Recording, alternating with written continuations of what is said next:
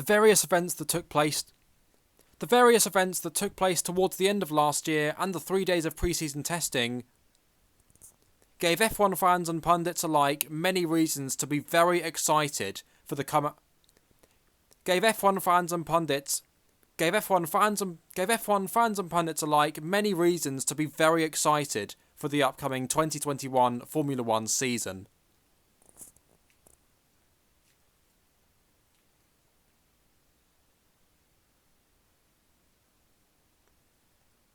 With analysts and experts in their slightly oversized glasses predicting that it would be one of the closest seasons in years. But after the season opener in Bahrain, F1 fans were But the season opener in Bahrain caused F1 fans to wonder: do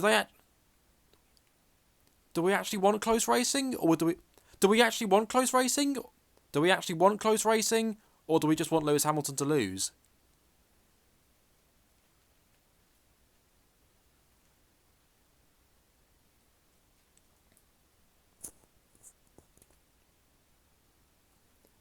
As the fan base as a collective was disappointed that in a season of change, as the collective F1 fan base was disappointed for a race.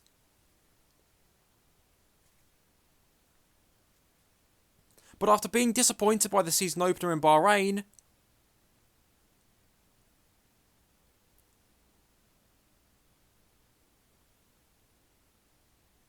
because in a season of change with Daniel and Because in a season full of change with Daniel in orange, Carlos in red, Seb in green and Because in a season full of change, Daniel in orange, because in a season full of change with Daniel in orange, Carlos in red, Vettel in green and Schumacher in Russia. Because in a season full of change with Daniel in red, Carlos Because in a season full of change with Daniel in orange, Carlos in red, Vettel in green and Schumacher in Russia.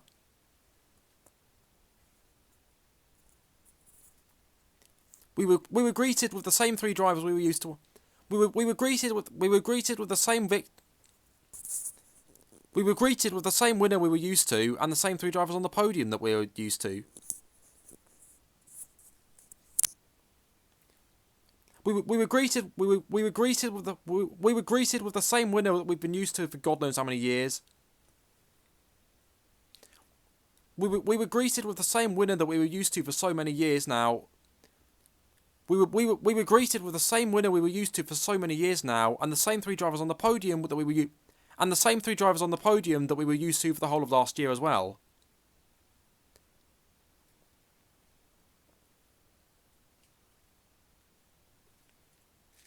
Lewis Hamilton won the race that he really shouldn't have. Lewis Hamilton won the Bahrain Grand Prix Lewis Hamilton won that race that he really shouldn't have by less than a second.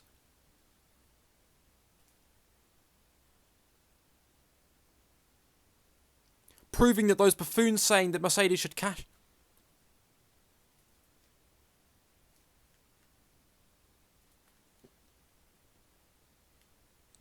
proving that those buffoons that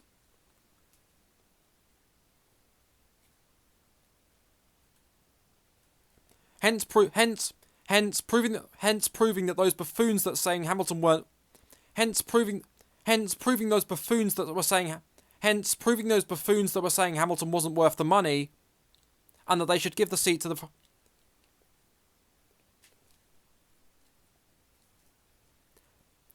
and instead give the seat to a driver that scored just 2 points in his F1 career. We're talking more rubbish than the stuff that was found out. We're talking even more rubbish than the stuff found in Fernando Alonso's brake ducts. We're talking even more rubbish than what was found in Fernando Alonso's brake ducts.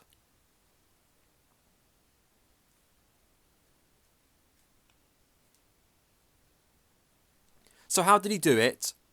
How did Red Bull lose? So how did he do it? How did Red Bull lose it?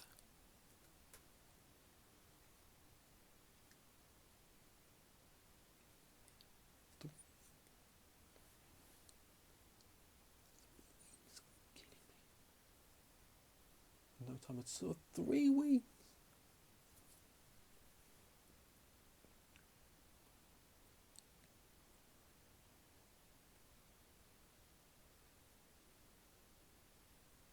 And what does this mean? And what does this mean as we all head to Imola?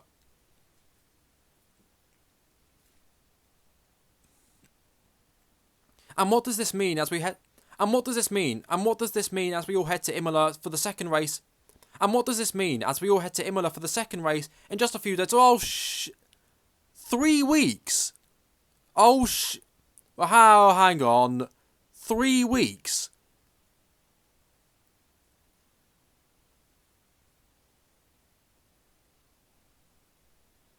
Are you actually being serious? 3 weeks, F1. Okay, Okay, what does it mean as we go to the next race, which is an even longer break than it was from testing to the first race, then? Video.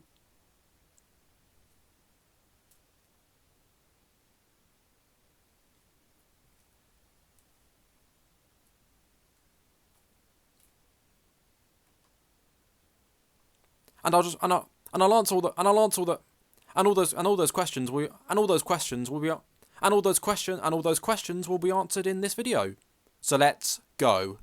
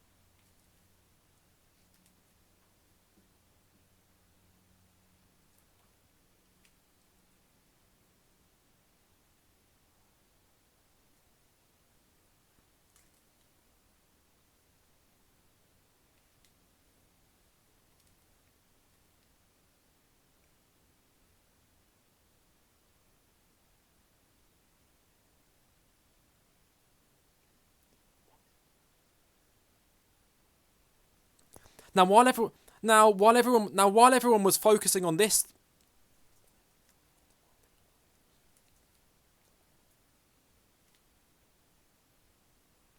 while this move was the big talking point, and what everyone was focusing on as to why Verstappen lost the race, and what everyone was focusing on as to the big reason Verstappen lost the race. But what was just as important in Verstappen losing the race was what he did after that. But what was just as important as Verstappen losing that race was in Verstappen losing that race is what he did afterwards.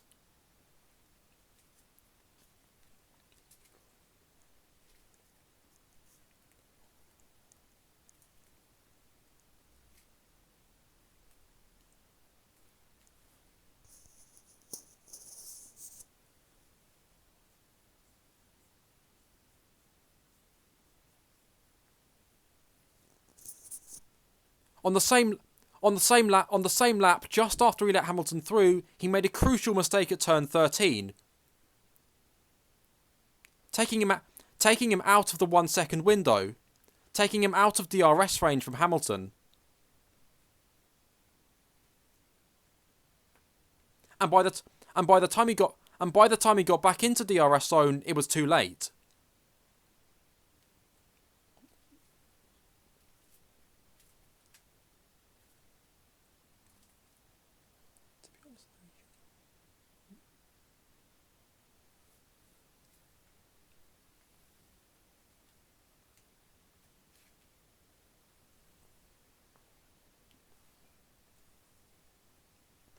Honestly though, Verstappen shouldn't have even been behind Hamilton in the first place.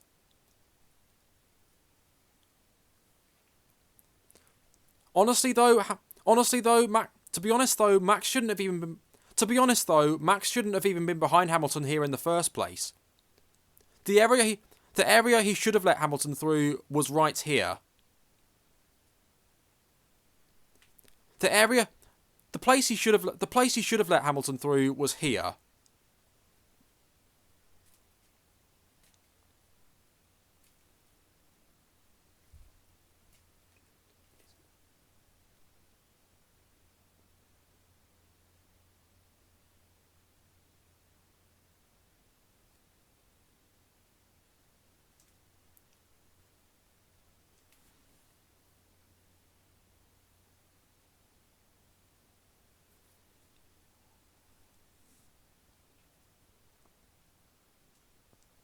It isn't.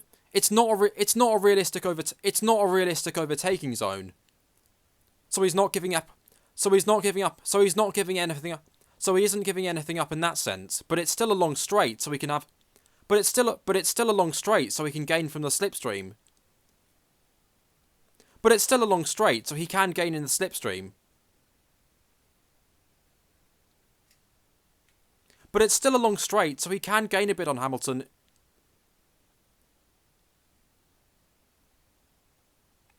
But it's still a long straight, so he can use the slipstream to make sure Hamilton doesn't get too far away. In time for him to mount another attack as they go down into turn 1. And even if he doesn't, in time for him to mount another attack as they go on to the next lap. And even if he doesn't, he's still close enough. And even if he doesn't, he's still close enough to have another go as they go on to the next lap after that.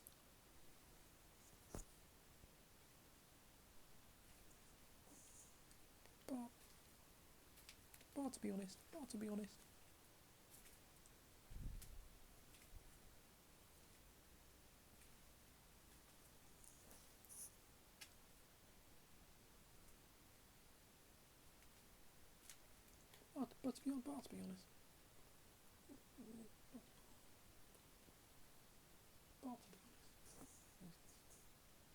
But even so, there's still.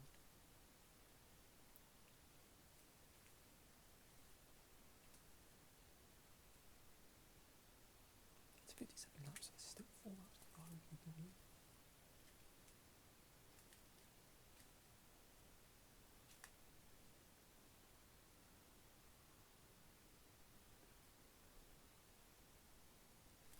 Oh, what? Wait, what?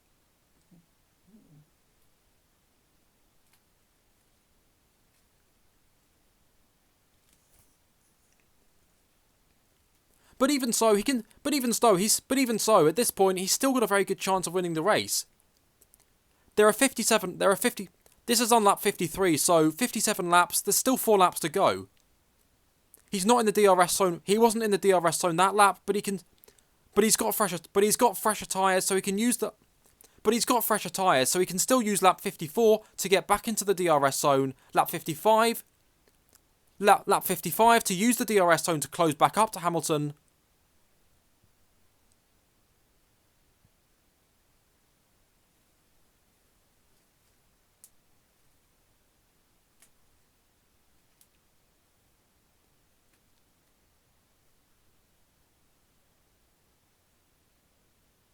Lap 56 to make Hamilton go defensive. Lap 56 and make Hamilton go defensive and set up for the lot. Lap 56 to make Hamilton go defensive. The penultimate lap to make Hamilton go defensive and set him up for a last lap. Oh, hang on. What the fuck? What happened to the last lap? It's the last. Lap 56 to set him. Lap 56 to make him go defensive and set him up for a last lap. Ah, hang on. What's all this about? There's only 56 laps. Wait, what? There's only 56 laps. How is this possible?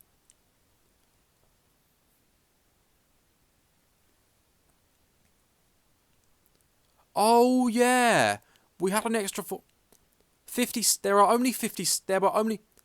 year there were only 56 laps because this year we had an extra formation lap.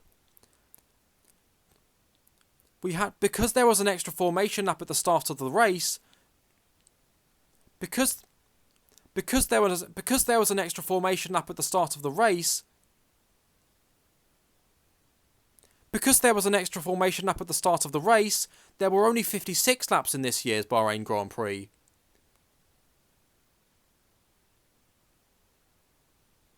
Meaning that Max Verstappen would be denied a final chance. Meaning that Max Verstappen would be denied a final chance to overtake Hamilton to win the race. Meaning that Verstappen would be denied a final chance to overtake Hamilton to win the race. I wonder which team was responsible in causing that formation lap.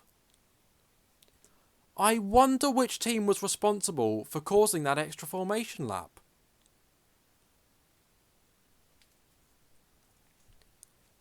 I wonder which team was responsible for causing that extra formation lap.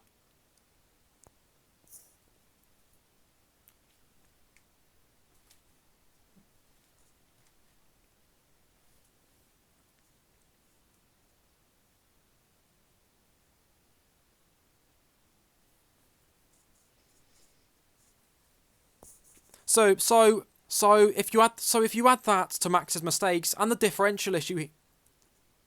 So if you add that to Max's mistakes and the problem he had with the differential, which may have cost him a fair amount of pace,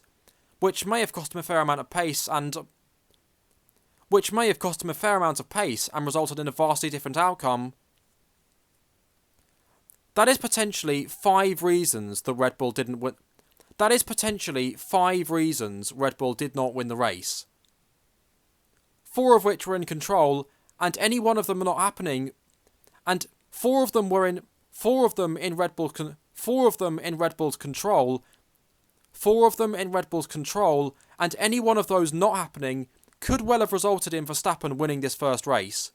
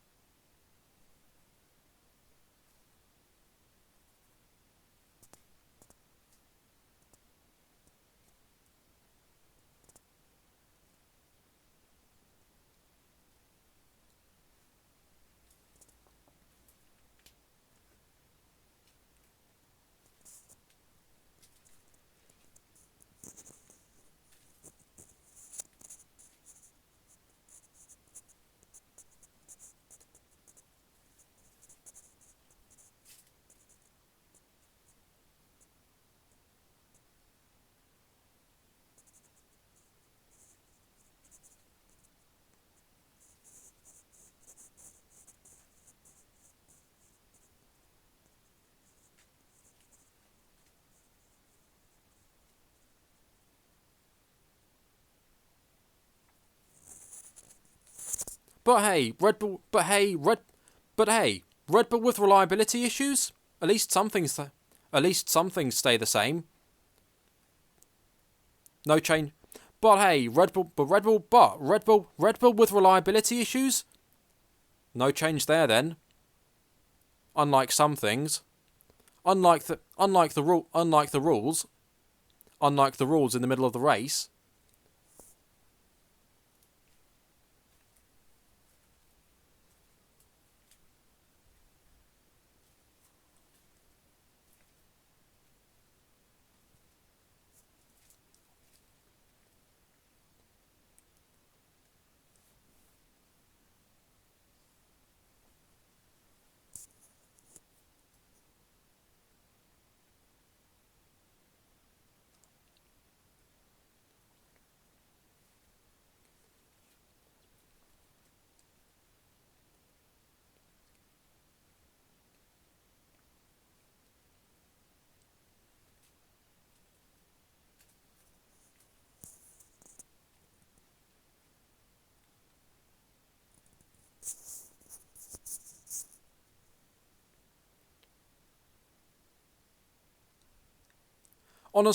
Honestly, this whole track limits bollocks has been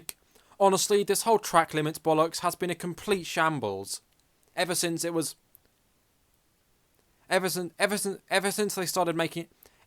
started actually making an effort to police it from the start of last year. And it's getting worse with every race weekend.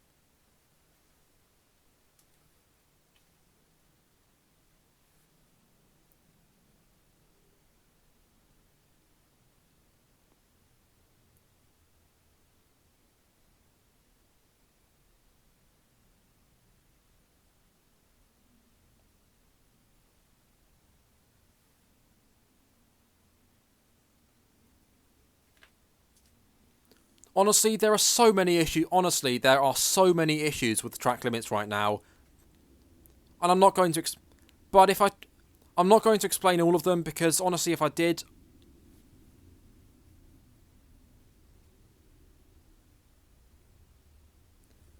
I'd probably be here until the race. I'd probably be here until the next race weekend at Imola.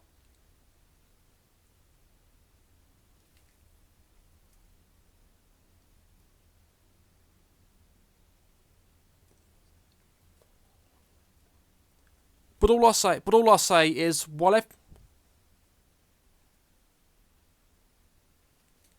but all I'll say is, while, but all I'll say is, while many football fans are complaining about VAR, I don't remember, I don't remember I don't remember the FIA, I don't remember the FA changing the, I don't remember the FA changing the rules of the game in the middle of the foot. I don't remember that. I don't remember the FA changing the rules of football in the middle of a match, which is pretty much the equivalent of what the FIA did here.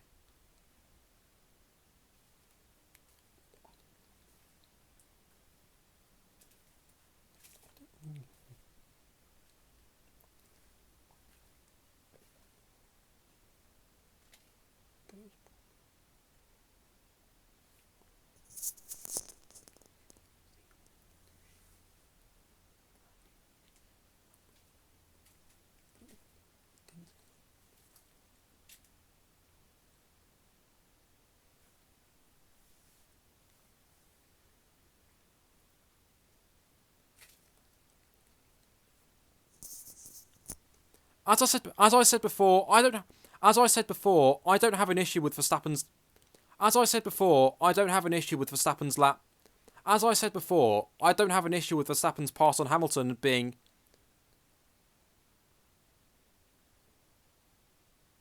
deemed illegal.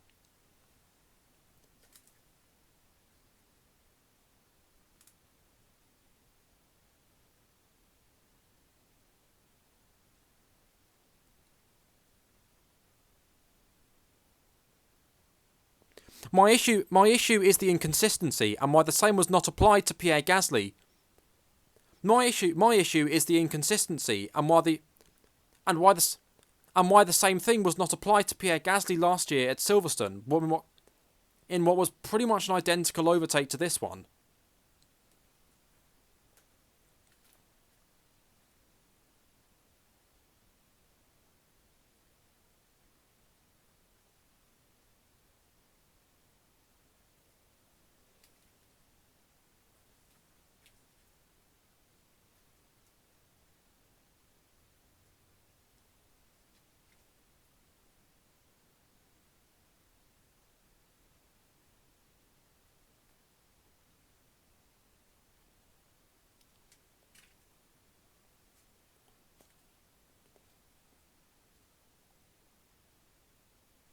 And even more confusingly, why Valtteri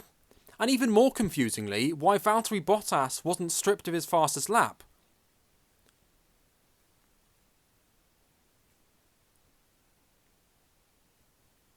When he went off the track at turn 4 as well.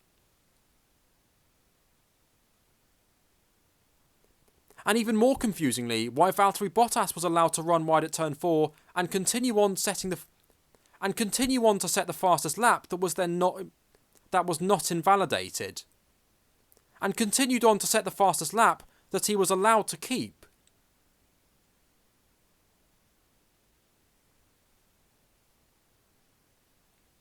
The inconsistency with the race stewarding is absolutely rank amateur. The inconsistency with the stewarding at the moment is absolutely rank amateur. The inconsistency with the stewarding at the moment in Formula 1 is absolutely amateur.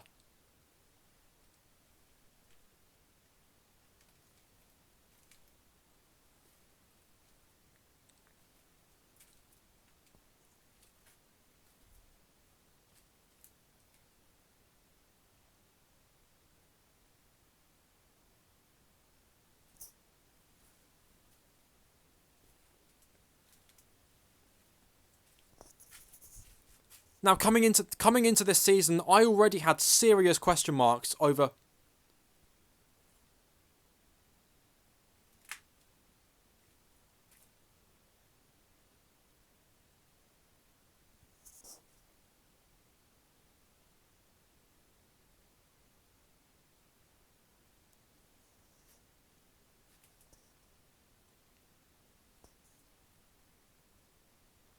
Coming into this year, I already had serious doubts about Michael Massey's ability about Michael Massey's ability to about Michael Massey's ability to perform the role of race director appropriately. Coming into this year, I already had serious doubts about Michael Massey's ability to perform the role of race director appropriately.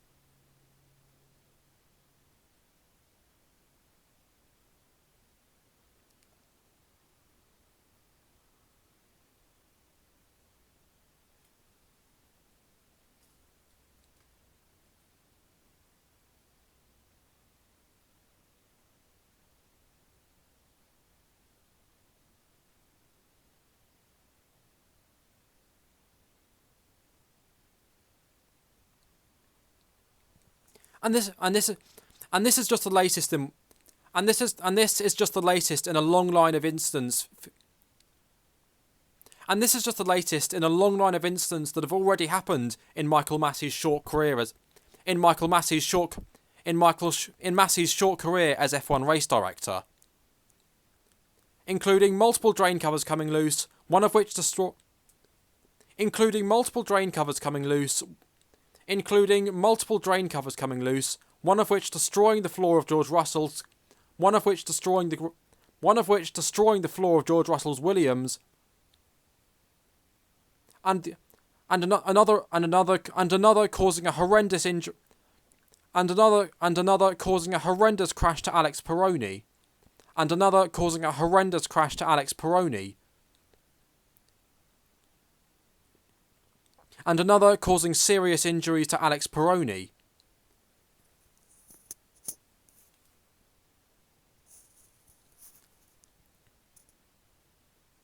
A lack of recovery vehicles at Mugello, A lack of recovery vehicles causing a red flag at Mugello.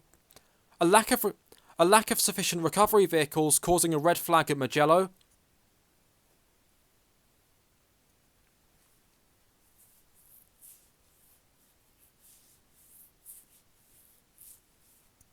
An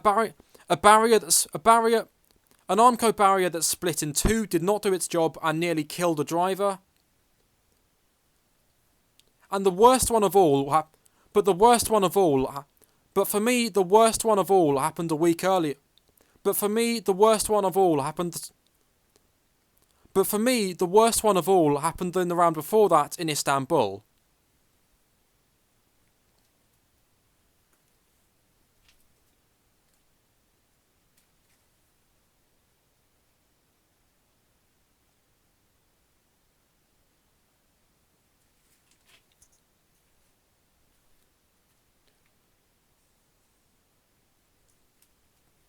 In qualifying, Nicholas Latifi, with the Williams of Nicholas Latifi spinning out in qualifying due to treacherous conditions.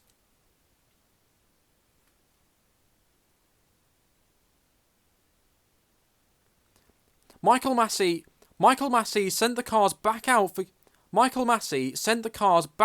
Q2, despite the recovery vehicle and Nicholas Latifi's car and the